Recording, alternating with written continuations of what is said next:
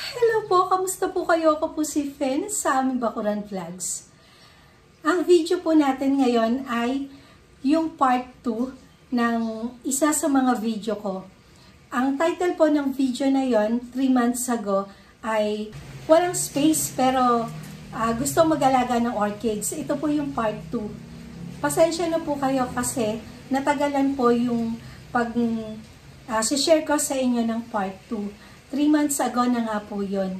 Pero ngayon po, isa-share ko na po sa inyo kasi talagang nawala lang sa loob ko na i-share sa inyo agad-agad yung part 2. Ang gagamitin po natin ngayon, kung natatandaan nyo, yung pinagawa ko na taniman ko ng strawberry, yung PVC pipe. Merong tinanggal doon sa ibabaw ng PVC pipe nung inilagay doon sa pinaka lalagyan niya na bakal. Ito po yun. Nung tinanggal to, nung gumawa, ang sabi, pwede nang ilagay sa bakal bote, mabebenta pa naman daw to. Pero sabi ko sa kanya, hayaan na lang dyan sa isang tabi at baka may mapaggamitan ako. Pero nung ginawa ko po yung part 1 ng walang space pero gusto mag-alaga ng orchids, naisipan ko na to na gawin na part 2. Pero 2 months ago po, ginamit ko na po yun. Alam niyo naman ako, hindi po ako nag-share sa inyo na hindi ko pa na itatry na gawin. Nung 2 months ago, naglagay po ako ng orchids dito, sa ganito. Nandoon sa harapan, mamaya ipakikita ko po sa inyo after ko na i-share sa inyo yung gagawin ko dito. Gamit po yung mga patapong bagay, mapapakinabangan pa naman to. Gaya po ng ginagawa ko sa mga gulay, sa pagtatanim ko ng gulay, gaya po ng mga pet bottles, mga bote ng tubig ng Wilkins. Ginagamit ko po iyon sa pagtatanim ng mga gulay na sili, ng talong. Iyon din yung ginamit ko na walang space pero gustong magtanim ng mga gulay. Yan din yung ginamit ko, yung mga pet bottles. Kaya ngayon, ito po, yung part 2 ng walang space pero gusto mag-alaga ng orchids. Ito nga po yung gamit natin, itong PVC pipe, gunting, itong twist tie, at guys, itong alambre. Niliit-liit ko na po itong alambre. At syempre, ito naman yung mga orchids na mga keikis at saka yung iba, yung mga nag-root rot. Pero nagkakaroon siya ng mga keiki. Ito yung ikakapit natin dito sa PVC pipe. At yung iba, yung king na nagkakaroon na ng mga keikis. Iyan yung ilalagay natin dito. Ang una natin na ilalagay ay itong dehydrated na to. Pero ayos na ayos po to. At ayos na ayos din po ngayong tag-ulan yung isi-share ko sa inyo. Ayan, ganyan lang oh.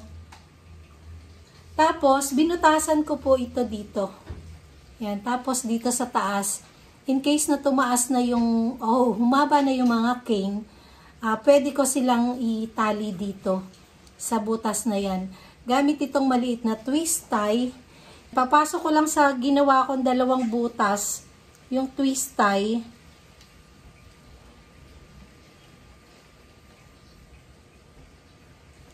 Yan, para dumikit ito at ilalako dito sa likod. Kaya twist tie yung ginagamit ko po. Mas madali siya na higpitan. Ayan, ganyan lang po. Tapos, lalagyan siya ng alambre.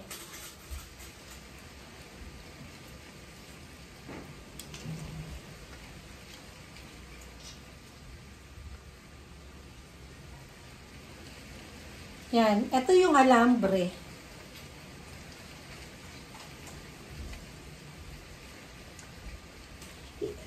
Nilagyan ko rin po ng butas dito sa taas para maisuot yung alambre.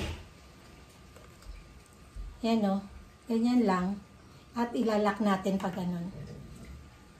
At ito, yung sa taas, ibebend natin na ganito para maisabit natin. Yan, ganyan lang po.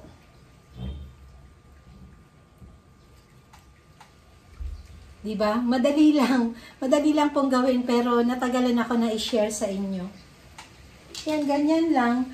Hanggang ginagawa ko to, kukwentuhan ulit tayo gaya ng ginagawa ko kapag gumagawa ako ng mga isinishare ko sa inyo. Gaya nito, maliit lang. Yan, maliit lang. Ganun din ang gagawin. Kailangan dikit na dikit ha. Kailangan din ng twist tie. Nung minsan, nakagawa na ako ng iba. Tinry ko na. Kasi marami nga ako na naging cakeys dito. Kaya, ayan, ginawa ko na ganito. Diba? Maganda. At, mas maganda po ito ngayon tag-ulan. Iwas root rot po to. Hindi po natin to lalagyan ng bunot ng niyog para iwas root rot. Kasi ngayon tag-ulan, madaling ma-root rot yung mga orchids. Kaya po, para iwas root rot at gaya ng ginawa ko doon sa alambre na sa part 1, ngayon po, pakikita ko sa inyo rin mamaya yung update noon. Yung iba po, nagkaroon na ng maraming mga ugat at yung iba parang dalawa nagkaroon na ng cakey. Kaya pakikita ko po sa inyo after nito. Yan, ganyan lang. Ulitin ko po, sa mga gusto pong mag-alaga ng orchids, sa mga baguhan pa lang, ang maire-recommend ko po sa inyo na orchids ay Dendrobium orchids. Ito po yung napakadaling alagaan. Mas madali pong alagaan yung mga native orchids. Wag po muna yung mga king dragon ang aalagaan ninyo. Mas una nyong alagaan yung mga native orchids. Para hanggang sa tumatagal, nasasanay na kayo sa pag-aalaga ng orchids, hanggang sa pwede na po kayong mag-alaga ng mga king dragon, ng mga cattleya at ng mga strap leaf banda. Ito munang mga Dendrobium orchids po, yung alagaan ninyo. Yan, merong mahaba na. Kaya ko nilagyan ng butas dito, sa taas. In case na humaba na ganito nga yung cane, sabi ko nga kanina, maitatali natin dito. Kaya ito, para hindi gumalaw, itatali ko na dito sa taas.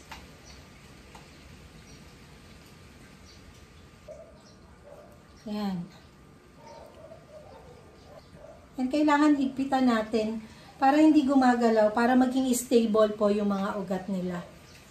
Dito sa taas, tatali din natin para hindi siya galaw ng galaw. Pero dito sa taas, syempre hindi natin hihigpitan. Yung wag lang siyang gumalaw. Para hindi naman siya masaktan. Yan. Ganyan lang.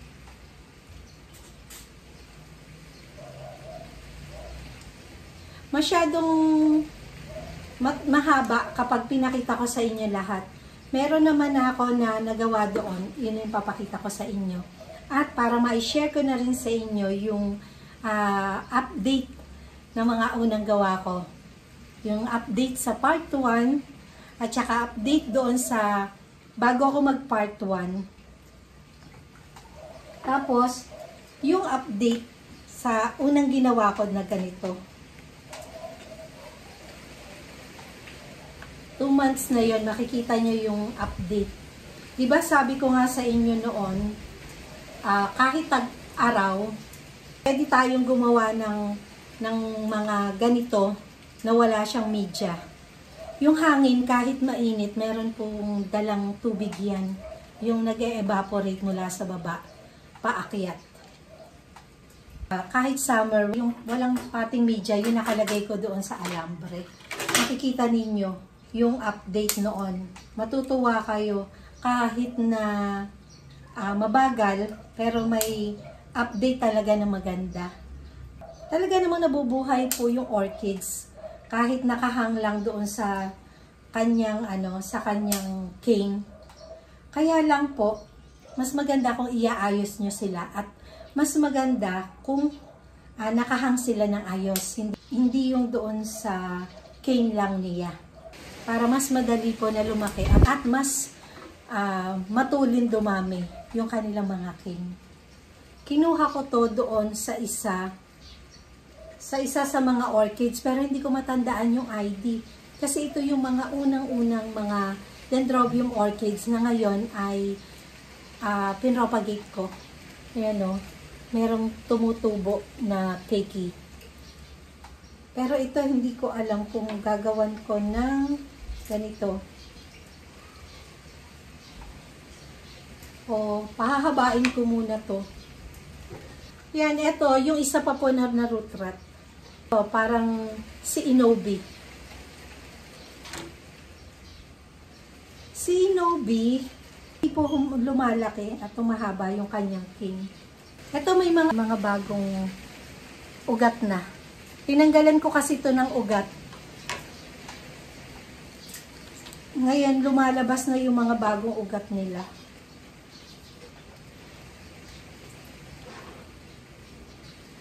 Yan, ganyan lang. Madali lang gawin. Ito yung isa sa mga freebies ni Golden Bloom nung huling punta namin, nung bumili ako ng mga seedlings. Yan, ito, ang gagawin ko dito, tatanggalan ko ng ibang mga ugat.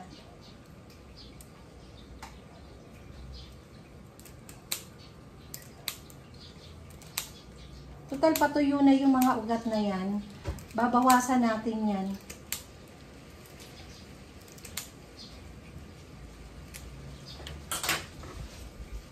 Yan, ganyan. Binawasan ko na ng ugat. At gagawan at ikakapit na natin dito. Flat naman. At hindi na to gagalaw.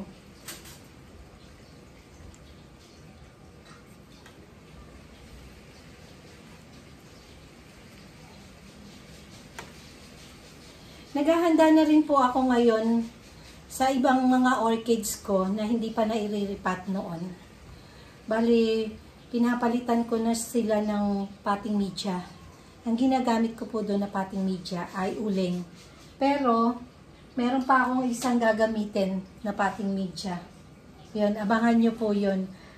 Paglilipat ko ng mga seedlings na binili ko sa Golden Bloom. Yan, eto. Parang maganda kapag nakakapit dito eh. Mas madali sila na magbigay ng kikis at saka magbigay ng panibagong mga ugat. Parang gusto talaga ng mga orchids yung nakakalaya yung kanilang mga ugat. Makikita ninyo doon sa ipapakita ko sa inyo na unang gawa ko 2 months ago. Yan, ito yung natapos ko na at yung 5 na isabit ko na doon sa pagsasabitan ko. Kaya ito, tara samahan niyo po ako na isabit itong natitira na to. Yan, sasabit na po natin to. Dito ko sila nilagay sa gilid. Yung dating pinaglalagyan ko ng mga houseplant.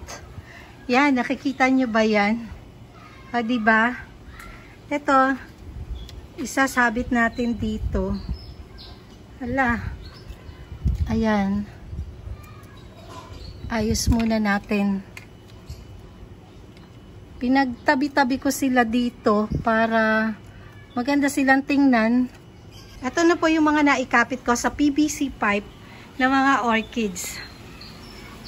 Yan. Ito yung side ng una kong ginawa nung nakaraang linggo. Tapos, ito naman, mula dito hanggang dito yung nagawa ko ngayon. At tingnan nyo, di ba maganda? Hindi lang nga pantay-pantay yung PVC pipe. Ayoko na pong magpantay-pantay kasi yung ibang orchids humahaba naman. Kaya hinayaan ko na lang na may mahaba, may maikli. Yan, etong ginawa ko na to, tamang-tama po to sa title natin na walang space pero gusto mag-alaga ng orchids. At etong ginawa ko na to, mailalagay nyo po ito kahit saan nyo po gusto. Sa gusto nyo sa may morning sunlight, mailalagay nyo po, at kapag umulan ng malakas para hindi mamatay yung mga keikis nila dito, kasi mura pa to, madali silang namamatay kapag matindi na yung ulan, mas madali nyo na maipapasok ito o mailalagay sa safe na lugar, yung hindi sila mababasa o mabababad ng ulan yung mga bagong keikis. Yan po yung purpose ng paggawa ko nito, kasi mas madalas po ako na mamatayan ng mga orchids, ng mga keikis ng orchids dahil nabababad ng ulan. Lalo na yung mga mura talaga, yung pasulpot pa lang na ganyan. Ayan, ito, tsaka ito, tingnan nyo, tatlo na yung sumusulpot dito. Kapag yan, nagkaroon dito sa pinaka-crown nila ng tubig, wala na yan, patay na. At mahihirapan na po talaga na magbigay ulit sila o matatagalan ulit sila na magbigay ulit ng panibagong keikis. Kaya kailangan po na ingatan talaga yung mga keikis na lumalabas dyan sa mga king. Kaya naisipan ko rin isa pa to na gawin. Kasi kapag mga nakapaso o nakakapit sa driftwood, yung driftwood mahirap buhatin para ilagay doon sa mga hindi umuulan kasi nakasemento yung pinakababa nila. Yung paso naman, malaking space yung kailangan para paglagyan ng mga orchids. Pero ito kasi kahit dumami yung cane nila, meron naman nakakapitan dito na butas na pwedeng hindi sila masira. At kahit nga po sa alambre, pwede yon, kahit lumago sila riyan, pwede sila. At pwede din po dito, kahit dito sa ilali, sa likod nitong PVC pipe na to, pwede pa to na pagtaniman. Back to back silang dalawa. At ngayon po, ipakikita ko po sa inyo yung ginawa ko 2 months ago, doon sa harapan. Nandun po yun sa may grotto. Pupunta tayo doon.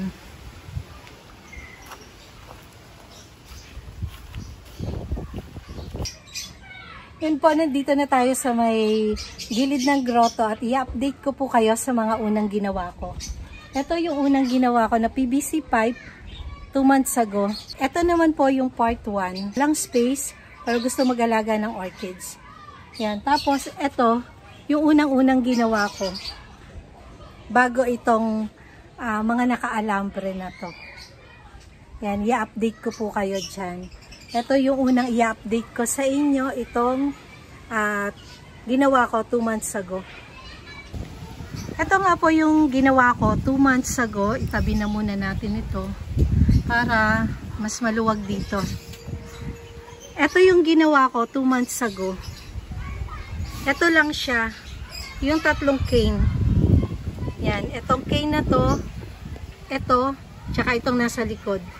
Tapos, yan. Nagkaroon na ng panibagong keikis.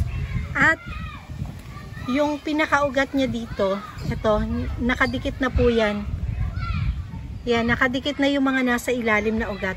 At ito po, mga panibagong ugat na lang to na lumalabas. Nung kinapit ko po yan, makikita ko po dito sa gilid. Yung video o yung picture nito, na-share ko po ito sa short video. Tingnan nyo, pwede nyong tingnan sa aking short video sa YouTube. Na-share ko po ito 2 months ago.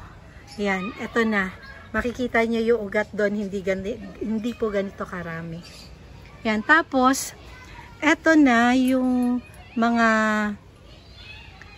kinapit ko dito sa alambre. Ayan, ito, may mga panibagong ugat.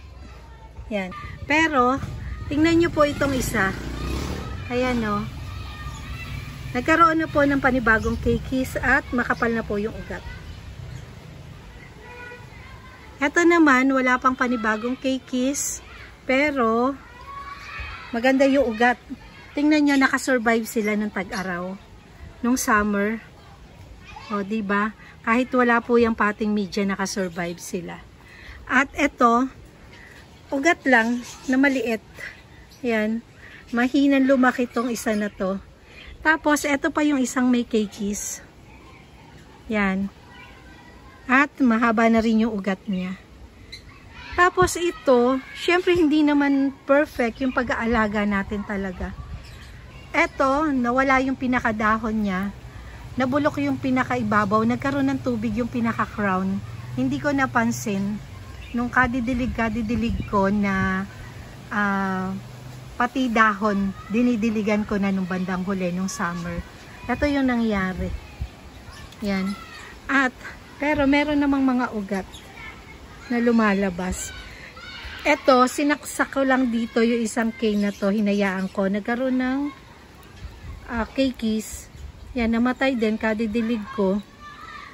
Diniligan ko na kasi ng hose. Ginabitan ko na ng hose kasi akala ko stable na sila. Tapos, ito naman, yung unang ginawa ko. Update din sa unang ginawa ko. Bago itong mga nilagay ko sa alambre. Ito naman sa alambre, pero may konting bunot ng niyog. Ito na po yung update niya. Diba? Ito si Anucha Flare na nagkaroon ng bulaklak noon. At ngayon, may panibago na naman na keikis na lumalabas. Ayan, 'di ba? Nakasurvive sila sa summer. Kahit nung summer na 'yan, busy kami at alis kami ng alis. Hindi ko sila ganong nadidiligan. Talagang minsan 2 days hindi ko sila nadidiligan. Tapos kapag may ako sa bahay, talagang 3 times a day binabawian ko sila ng pagdidilig. Tapos eto rin yung isa, yung sinample ko, yan, may bago na naman ding keikis na lumalabas.